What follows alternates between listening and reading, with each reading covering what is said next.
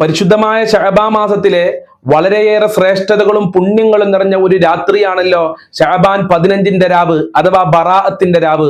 എന്നാൽ എൻ്റെ പ്രിയമുള്ളവരെ, നമ്മൾ എന്ത് തന്നെ ചെയ്താലും, എന്ത് സൽക്കർമ്മം ചെയ്താലും ചില വീടുകളിലേക്ക് ബറാഅത്തിന്റെ രാത്രിയിൽ അള്ളാഹുവിന്റെ റഹ്മത്തിന്റെ മാലാകമാര് വരികയില്ല.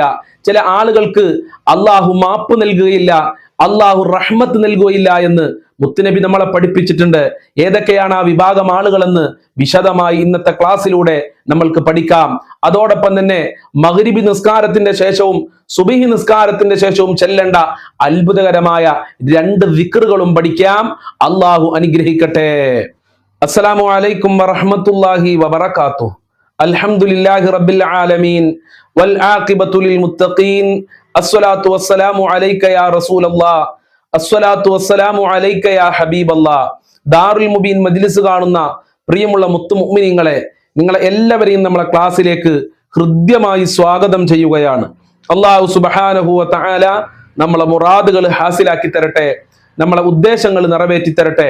ദുആ കൊണ്ട് വസിയത്ത് ചെയ്തവരുടെ എല്ലാ ഹാജത്തുകളും അള്ളാഹു നിറവേറ്റി കൊടുക്കട്ടെ. എല്ലാവർക്കും റാഹത്തല്ലേ? എല്ലാവർക്കും സന്തോഷല്ലേ? എല്ലാവരും മനസ്സറിഞ്ഞുകൊണ്ട് നെഞ്ഞത്ത് കൈവച്ചുകൊണ്ട് ഒരു 3 അൽഹംദുലില്ലാ പറയൂ. അൽഹംദുലില്ലാ, അൽഹംദുലില്ലാ, അൽഹംദുലില്ലാ. ആ അൽഹംദുലില്ലാ കമന്റിലൊന്ന് എഴുതി വിടണം. അള്ളാഹു അനുഗ്രഹിക്കട്ടെ. പ്രിയമുള്ള മുത്തു മുഅ്മിനീങ്ങളെ, പരിശുദ്ധമായ ശഅബാൻ മാസത്തിലെ വളരെയേറെ പുണ്യങ്ങൾ നിറഞ്ഞ, വളരെയേറെ ശ്രേഷ്ഠതകൾ നിറഞ്ഞ, അള്ളാഹുവിന്റെ റഹ്മത്തും ബറക്കത്തും കോരിച്ചെരിയുന്ന ഒരു രാത്രിയാണല്ലോ ബറാഅത്തിന്റെ രാത്രി അഥവാ ശഅബാൻ 15ന്റെ രാവെന്ന് പറയുന്നത്. ആ ശഅബാൻ 15ന്റെ രാവിനെയാണ് നാം എല്ലാവരും പ്രതീക്ഷിക്കുന്നത്. ധാരാളം ഇബാദത്ത് ചെയ്യാൻ, ധാരാളം ദിക്റുകൾ ചൊല്ലാൻ, ഖുർആൻ ഓതാൻ, യാസീൻ ഓതാൻ, മറ്റുള്ള സൽക്രമങ്ങൾ ചെയ്യാൻ. എന്നാൽ എൻ്റെ പ്രിയമുള്ളവരെ, 10 വിഭാഗം ആളുകളുടെ വീട്ടിലേക്ക് അള്ളാഹുവിന്റെ റഹ്മത്ത് ലഭിക്കില്ല, അവർക്ക് മഗ്ഫിറത്ത് ലഭിക്കില്ല, ബറാഅത്തിന്റെ ഒരു പുണ്യവും അള്ളാഹു നൽകുകയില്ല എന്ന് മുത്തുനബി സല്ലല്ലാഹു അലൈഹി വസല്ലം തങ്ങൾ നമ്മളെ പഠിപ്പിക്കുന്നുണ്ട്. ഏതാണ് ആ 10 വിഭാഗം ആളുകളെന്ന് ഇന്നത്തെ ക്ലാസ്സിലൂടെ നമ്മൾക്ക് പഠിക്കാം. അതിൽ നിന്ന് നമ്മൾക്ക് രക്ഷപ്പെടാം. അതോടൊപ്പം തന്നെ മഗ്രിബി നിസ്കാരത്തിന്റെ ശേഷവും സുബഹി നിസ്കാരത്തിന്റെ ശേഷവും നാം പതിവാക്കേണ്ട 2 ദിക്റുകളും പഠിക്കാം. അള്ളാഹു നമ്മൾക്ക് ഭാഗ്യം നൽകട്ടെ. മഹാനായ നബി തങ്ങൾ പറയുന്നുണ്ട്, അതാനി ജബ്രായിൽ ലൈലത്തുൻ നിസ്ഫി മിൻ ശഅബാൻ. ശഅബാൻ 15ന്റെ രാത്രിയിൽ അഥവാ നാം പറയുന്ന ബറാഅത്തിന്റെ രാത്രിയിൽ ജിബ്രീൽ അലൈഹിസ്സലാം വാനലോകത്തിൽ നിന്ന് എൻ്റെ അടുത്തേക്ക് വന്നു. എന്നോട് ജിബ്രീൽ അലൈഹിസ്സലാം പറഞ്ഞു, ആദിഹിൽ ലൈലത്തു തുഫ്തഹു ഫീഹാ അബ്വാബുസ് സമാഇ വ അബ്വാബുർ റഹ്മ. മുത്തുനബിയെ, അള്ളാഹുവിന്റെ ആകാശങ്ങളുടെ കവാടങ്ങൾ തുറക്കപ്പെടുന്ന രാത്രിയാണ്, അള്ളാഹുവിന്റെ റഹ്മത്തിന്റെ കവാടങ്ങൾ തുറക്കപ്പെടുന്ന രാത്രിയാണ് ശഅബാൻ 15ന്റെ രാത്രി. ഫക്കും, അതുകൊണ്ട് നിങ്ങൾ എണീക്കണം. ഫസ്വല്ലി, നിങ്ങൾ നിസ്കരിക്കണം. വർഫഅ റഅസക വദൈക, നിങ്ങളെ 2 കൈയും ആകാശത്തേക്ക് ഉയർത്തി അള്ളാഹുവിനോട് ദുആ ചെയ്യണം നബിയെ എന്ന് മുത്തുനബിയോട് ജിബ്രീൽ അലൈഹിസ്സലാം പറഞ്ഞപ്പോൾ അള്ളാഹുവിന്റെ റസൂൽ ജിബ്രീൽ അലൈഹിസ്സലാമിനോട് ചോദിച്ചു, മാ ഹാദിഹിൽ ലൈല. ജിബ്രീൽ അലൈഹിസ്സലാമേ, ഈ രാത്രിക്ക് എന്താണ് പ്രത്യേകത? ഇതെന്ത് രാത്രിയാണ്? ആ സമയത്ത് ജിബ്രീൽ അലൈഹിസ്സലാം മുത്തുനബിയോട് പറഞ്ഞു, ഹാദി ലൈലത്തുൻ യുഫ്തഹു ഫീഹാ 300 ബാബിൻ മിനർ റഹ്മത്തി വൽ മഗ്ഫിറ. നബിയെ, ഇത് വളരെ പ്രധാനപ്പെട്ട ഒരു രാത്രിയാണ്. അള്ളാഹുവിന്റെ റഹ്മത്തിന്റെ 300 കവാടങ്ങൾ തുറക്കപ്പെടുന്ന രാത്രി. അള്ളാഹുവിന്റെ മഗ്ഫിറത്തിന്റെ, പാപമോചനത്തിന്റെ 300 കവാടങ്ങൾ അള്ളാഹു ഇന്നത്തെ രാത്രി തുറക്കപ്പെടുമെന്ന് അള്ളാഹു അറിയിച്ചിട്ടുണ്ട്. അതുകൊണ്ട് ഈ രാത്രി എണീക്കുക, നിസ്കരിക്കുക, ദുആ ചെയ്യുക എന്ന് ജിബ്രീൽ അലൈഹിസ്സലാം നബിയോട് പറഞ്ഞതിന് ശേഷം ജിബ്രീൽ അലൈഹിസ്സലാം പറഞ്ഞു, എല്ലാ ആളുകളുടെ പാപങ്ങളും അള്ളാഹു പൊറുക്കും. എന്നാൽ 10 വിഭാഗം ആളുകൾക്ക് ബറാഅത്തിന്റെ രാത്രിയിൽ അള്ളാഹു പാപങ്ങൾ പുറത്തു കൊടുക്കൂല. അവരുടെ പാപക്കറയാൽ അവരങ്ങനെ നിൽക്കും. ഏതൊക്കെയാണ് ആ 10 വിഭാഗം ആളുകൾ? ശരിക്കും ശ്രദ്ധിച്ചോ. ഈ 10 വിഭാഗത്തിൽ നമ്മൾ ഉണ്ടെങ്കിൽ ഇന്ന് തന്നെ നമ്മളെ ജീവിതം മാറ്റിക്കോ, അല്ലെങ്കിൽ രക്ഷപ്പെടൂല. വീട് നനച്ചുള്ളി നടത്തി എന്നതുകൊണ്ട് രക്ഷപ്പെടൂല, വീടും പരിസരവും വൃത്തിയാക്കി എന്നതുകൊണ്ട് രക്ഷപ്പെടൂല. ഈ 10 കാര്യങ്ങൾ നമ്മളെ വീട്ടിൽ ഉണ്ടാകാൻ പാടില്ല. ഒന്നാമത്തെ കാര്യം, അള്ളാഹുവിന്റെ റസൂല് പറയുകയാണ്, അള്ളാഹുവിന് ശിർക്ക് ചെയ്യുന്ന ആളുകള്, അള്ളാഹു അല്ലാതെ മറ്റുള്ളവരെ ആരെങ്കിലും ആരാധിച്ചാൽ അവരുടെ പാപങ്ങള്, അവർ ചെയ്ത കുറ്റങ്ങള് ബറാഅത്തിന്റെ രാത്രിയിൽ അള്ളാഹു പൊറുക്കൂല.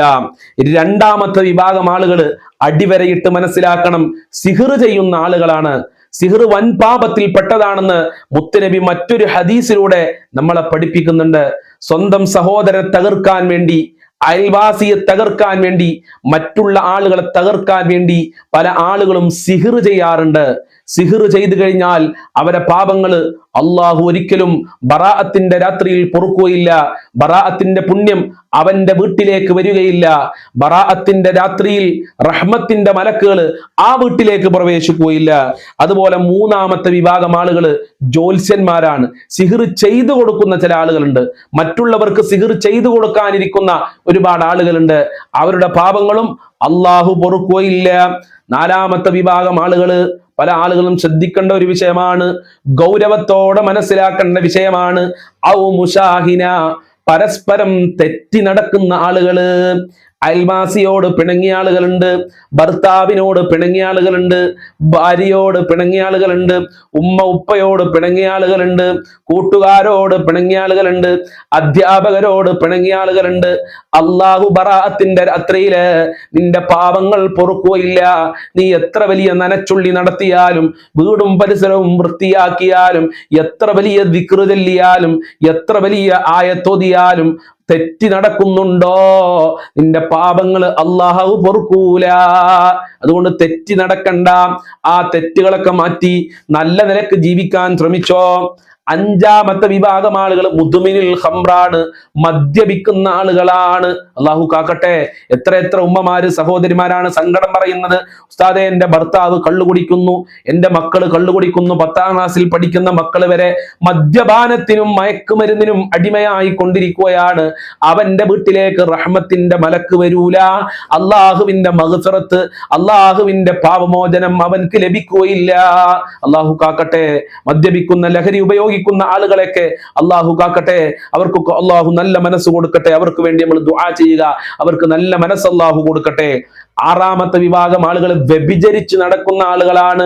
ലാ തഖ്റബുസ് സിനാ, നിങ്ങൾ വ്യഭിചാരത്തിലേക്ക് അടുക്കരുതേ എന്ന് അള്ളാഹു ഖുർആനിലൂടെ പറഞ്ഞിട്ടുണ്ട്. എന്നും വ്യഭിചരിക്കുന്ന ആളുകളുണ്ട്. വ്യഭിചാരം ഒരു തൊഴിലായി സ്വീകരിച്ച് നടക്കുന്ന ആളുകളുണ്ട്. അവർക്ക് ബറാഅത്തിന്റെ രാത്രിയിൽ ഒന്നുമില്ല. അവന്റെ വീട്ടിലേക്ക്, അവളുടെ വീട്ടിലേക്ക് റഹ്മത്തില്ല, ബറക്കത്തില്ല, ഒന്നും ലഭിക്കൂല. മുത്തുനബിയാണ് പഠിപ്പിക്കുന്നത്. ഏഴാമത്തെ വിഭാഗം ആളുകൾ പലിശ ഭക്ഷിക്കുന്ന ആളുകളാണ്. ഞാൻ കൂടുതലായി അത് വിശദീകരിക്കുന്നില്ല. പല ക്ലാസ്സിലായി പലിശയുമായി ബന്ധപ്പെട്ട ഒരുപാട് കാര്യങ്ങൾ നമ്മൾ പഠിപ്പിച്ചു തന്നിട്ടുണ്ട്. അഹല്ലല്ലാഹുൽ ബൈഅ വഹറമ റിബ, കച്ചവടം അള്ളാഹു അനുവദിച്ചിട്ടുണ്ട്, പക്ഷേ പലിശ അള്ളാഹു പൊരുത്തപ്പെടൂല. അത് അള്ളാഹു വെച്ചു പൊറുപ്പിക്കൂല. പലിശ അള്ളാഹു നിഷിദ്ധമാക്കി എന്ന് ഖുർആനോട് വ്യക്തവും കൃത്യവുമായി നമ്മളെ പഠിപ്പിച്ചിട്ടുണ്ട്.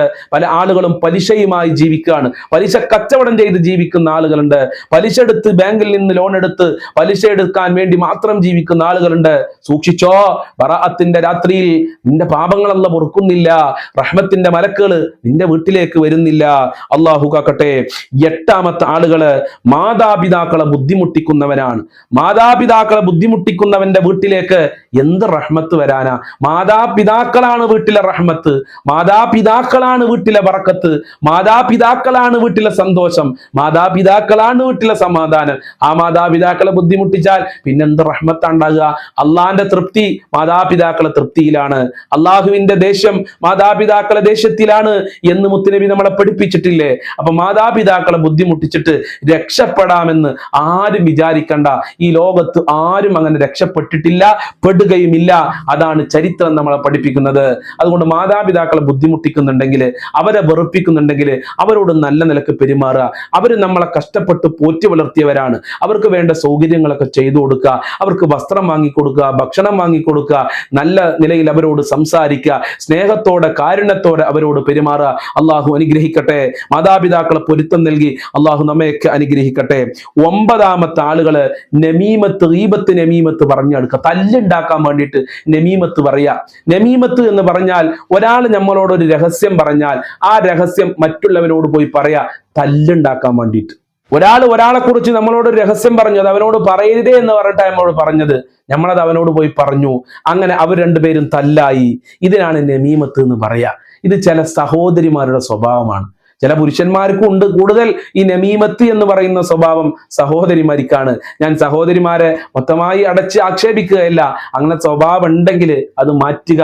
അവര് രക്ഷപ്പെടൂല എന്ന് അള്ളാന്റെ റസൂലാ പറയുന്നത്. അവർക്ക് ബറാഅത്തിന്റെ രാത്രിയിൽ ബറക്കത്തും റഹ്മത്തും ലഭിക്കൂല, മഗ്ഫിറത്ത് ലഭിക്കൂല എന്ന് അള്ളാന്റെ റസൂലാണ് നമ്മളെ പഠിപ്പിക്കുന്നത്. അള്ളാഹു കാത്ത് രക്ഷിക്കട്ടെ. 10ാമത്തെ ആളുകളും ശരിക്ക് ശ്രദ്ധിക്കേണ്ട ഒരു വിഷയമാണ് ഖാതിഉർ റഹിമി. കുടുംബ ബന്ധം ചേർക്കാത്തവരാ, കുടുംബ ബന്ധം മുറിച്ചു നടക്കുന്ന ആളുകൾക്ക് അല്ലാഹു സുബ്ഹാനഹു വ തആല മാപ്പ് നൽകുകയില്ല എന്ന് മാത്രമല്ല, ലാ യദ്ഖുലുൽ ജന്നത ഖാതിഉൻ. കുടുംബ ബന്ധം മുറിക്കുന്നവൻ സ്വർഗ്ഗത്തിൽ കടക്കുകയില്ല, അവർ സ്വർഗ്ഗത്തിൽ പ്രവേശിക്കില്ല എന്ന് മുത്തുനബി പറയുന്നുണ്ട്. കുടുംബ ബന്ധം മുറിച്ച ഒരാൾ സദസ്സിലുണ്ടായപ്പോ അള്ളാന്റെ റസൂല് പറഞ്ഞു, ഇവിടെ കുടുംബ ബന്ധം ചേർക്കാതെ കുടുംബക്കാരോട് പിണങ്ങി നിൽക്കുന്ന ഒരാളുണ്ട്, അവൻ ഈ സദസ്സിൽ നിന്ന് ഉടനെ എണീറ്റ് പോകണം. അവനുള്ള സദസ്സിൽ ദുആക്ക് ഇജാബത്ത് പോലും ഉണ്ടാവില്ല എന്നുള്ളതാ. അത്രയും വലിയ തെറ്റാണ് കുടുംബ ബന്ധം മുറിക്കുക എന്നുള്ളത്. അമ്മായിനോട് തെറ്റുക, പെങ്ങളോട് തെറ്റുക, അളിയനോട് തെറ്റുക, ഉമ്മാനോട് ഉപ്പാനോടും തെറ്റുക, അവരെ സ്നേഹിക്കാതിരിക്കുക, ഇതൊക്കെ കുടുംബ ബന്ധം മുറിക്കുന്നതിൽ പെട്ടതാണ്. എല്ലാവരോടും സ്നേഹത്തോടെ പെരുമാറുക, കുടുംബക്കാരോടൊക്കെ നല്ല നിലക്ക് പെരുമാറുക. നമ്മൾ അടുക്കൽ കുറച്ച് ക്യാഷ് ഉണ്ടെങ്കിൽ കുടുംബക്കാരെ ആദ്യം സഹായിക്കണം. പല ആളുകളും നാട്ടിലുള്ള ആളുകളൊക്കെ സഹായിക്കും, നാലല്ലേ പബ്ലിസിറ്റി ഇട്ടുള്ളൂ, ആളുകളൊക്കെ അറിയുള്ളൂ. കുടുംബക്കാരെ പല ആളുകളും സഹായിക്കൂല. കുടുംബക്കാര് പട്ടിണി കിടക്കുകയാണെങ്കിലും കടം വന്ന് മുടിയാണെങ്കിലും ഉള്ള ആളുകൾ കുടുംബക്കാരെ സഹായിക്കൂല. അതെന്താ? കുടുംബക്കാരെ സഹായിച്ചാൽ അത് 4 ആൾ അറിയൂല, അത് 10 ആൾ അറിയൂല, ജനങ്ങളുടെ ഇടയിൽ പബ്ലിസിറ്റി ഉണ്ടാവൂല, സ്ഥാനം കിട്ടൂല. അങ്ങനെ ഒരിക്കലും ചിന്തിക്കരുത്. ആദ്യം നമ്മൾ സ്വതക്ക കൊടുക്കേണ്ടത് കുടുംബക്കാർക്കാണ്. കുടുംബക്കാർക്ക് സ്വതക്ക കൊടുത്താൽ 2 പ്രതിഫലം അള്ളാഹു നമ്മൾക്ക് നൽകുന്നുണ്ട്. 1ാമത്തെ പ്രതിഫലം കുടുംബ ബന്ധം ചേർത്തു എന്ന പ്രതിഫലവും സ്വതക്ക ചെയ്തു എന്ന പ്രതിഫലവും അള്ളാഹു നമ്മൾക്ക് ലഭിക്കുമെന്ന് മുത്തുനബി നമ്മളെ പഠിപ്പിച്ചിട്ടുണ്ട്. പല ആളുകളും കുടുംബക്കാരെ മെയിൻറ്റ് ചെയ്യാറില്ല. അങ്ങനെ ഒരിക്കലും ചെയ്യരുത്. പെങ്ങന്മാരോടാണെങ്കിലും എളാപ്പയോടാണെങ്കിലും മൂത്താപ്പയോടാണെങ്കിലും അമ്മായിയോടാണെങ്കിലും ജ്യേഷ്ഠനോടാണെങ്കിലും അനിയനോടാണെങ്കിലും നല്ല നിലക്ക് പെരുമാറണം. അതല്ലെങ്കിൽ നമുക്ക് രക്ഷപ്പെടാൻ കഴിയൂല. ഒരു രക്ഷയും നമ്മൾക്ക് അല്ലാഹു നൽകൂല. ബറാഅത്തിന്റെ രാത്രിയിൽ രക്ഷയില്ല, 27ാം രാത്രിയിൽ രക്ഷയില്ല, പെരുന്നാളിന്റെ രാത്രിയിൽ രക്ഷയില്ല, അതുപോലെ തന്നെ വെള്ളിയാഴ്ച രാത്രി നമുക്ക് രക്ഷപ്പെടാൻ കഴിയൂല, മരണം വരെ രക്ഷപ്പെടൂല, പരലോകത്തും നമ്മൾ രക്ഷപ്പെടൂല. കുടുംബ ബന്ധം മുറിച്ചാൽ അല്ലാഹു കാക്കട്ടെ. ഈ 10 ആളുകൾ ശ്രദ്ധിക്കുക. ഇവരെ വീട്ടിലേക്ക് ബറാഅത്തിന്റെ രാത്രിയിൽ ഒന്നുമില്ല, ഒരു സ്ഥാനമില്ല, ഒരു റഹ്മത്തും ബറക്കത്തും അല്ലാഹു നൽകൂല. അല്ലാഹു കാത്തിരക്ഷിക്കട്ടെ. ഇനി എന്റെ പ്രിയമുള്ളവരെ, അത്ഭുതകരമായ 2 ദിക്റുണ്ട്. ഈ ദിക്റുകൾ നമ്മൾ മദ്രസ മുതലേ പഠിച്ചതാണ്, പക്ഷെ പല ആളുകളും ഇത് ചെയ്യാറില്ല എന്നുള്ളതാണ്. ഈ ദിക്ർ പ്രത്യേകിച്ച് മഗ്രിബി നിസ്കാരത്തിന്റെ ശേഷവും അതുപോലെ തന്നെ സുബ്ഹി നിസ്കാരത്തിന്റെ ശേഷവും ചൊല്ലാൻ മഹാനായ നബി സല്ലല്ലാഹു അലൈഹി വസല്ലമ തങ്ങൾ നമ്മളെ പഠിപ്പിച്ചിട്ടുണ്ട്.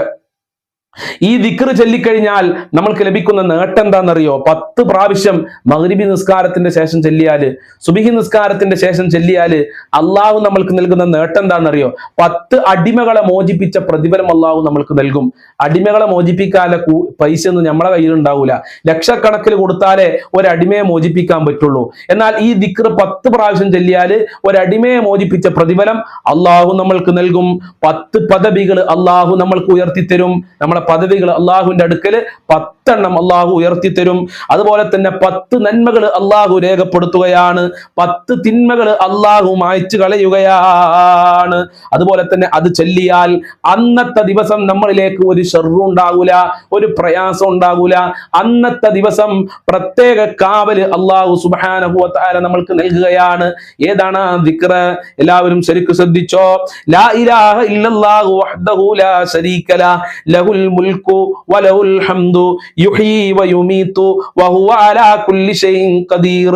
ലാ ഇലാഹ ഇല്ലല്ലാഹു വഹ്ദഹു ലാ ശരീക ലഹുൽ മുൽക്കു വലഹുൽ ഹംദു യുഹ്യി വയുമീതു വഹുവ അലാ കുല്ലി ഷൈഇൻ ഖദീർ.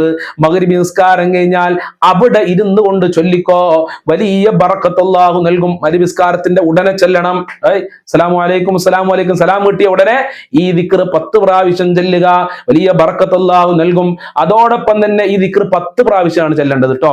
ലാ ഇലാഹ ഇല്ലല്ലാഹു വഹ്ദഹു ലാ ശരീക ലഹു ലഹുൽ മുൽക്കു വലഹുൽ ഹംദു യുഹീ വയുമീതു വഅലാ കുല്ലി ഷൈഇൻ ഖദീർ 10 പ്രാവശ്യമാണ് ചെല്ലേണ്ടത്. അതോടൊപ്പം തന്നെ അല്ലാഹുമ്മ അജ്ർനി മിനന്നാർ അല്ലാഹുമ്മ അജ്ർനി മിനന്നാർ അല്ലാഹുമ്മ അജ്ർനി മിനന്നാർ എന്ന് 7 പ്രാവശ്യവും ചൊല്ലുക. നരകത്തിൽ നിന്ന് കാവൽ ലഭിക്കും. ഇതേപോലെ തന്നെയാണ് സുബഹി നിസ്കാരത്തിന്റെ ശേഷവും ഈ പറഞ്ഞ ദിക്ർ 10 പ്രാവശ്യവും രണ്ടാമത്തെ ദിക്ർ 7 പ്രാവശ്യവും ചൊല്ലുക. അള്ളാഹു തൗഫീക്ക് നൽകട്ടെ. ഇന്നുള്ള ദിവസങ്ങളിൽ ഇത് ചെയ്യാൻ ശ്രമിക്കുക. ഇതൊക്കെ നമ്മൾ പഠിച്ചതാണ്. നമ്മൾ ഒരുപാട് നല്ല നല്ല കാര്യങ്ങൾ പഠിച്ചിട്ടുണ്ട്, അതൊക്കെ മറന്നുപോയിട്ടുണ്ട്. അതല്ലെങ്കിൽ ഈ കാര്യങ്ങളൊന്നും പല ആളുകളും ശ്രദ്ധിക്കാറില്ല. ഇതിന്റെ പ്രതിഫലമോ ഞാനിപ്പോ പറഞ്ഞല്ലോ, എത്ര നന്മയാണ് ഒരു ദിക്ർ ചൊല്ലിയാൽ അള്ളാഹു നമ്മൾക്ക് നൽകുന്നത്. അള്ളാഹു ചൊല്ലാല ഭാഗ്യം നൽകട്ടെ, അള്ളാഹുലേക്ക് അടുക്കാനുള്ള മനസ്സ് നൽകട്ടെ. അസ്സലാമു അലൈക്കും വറഹ്മത്തുള്ളാഹി വബറകാതുഹു.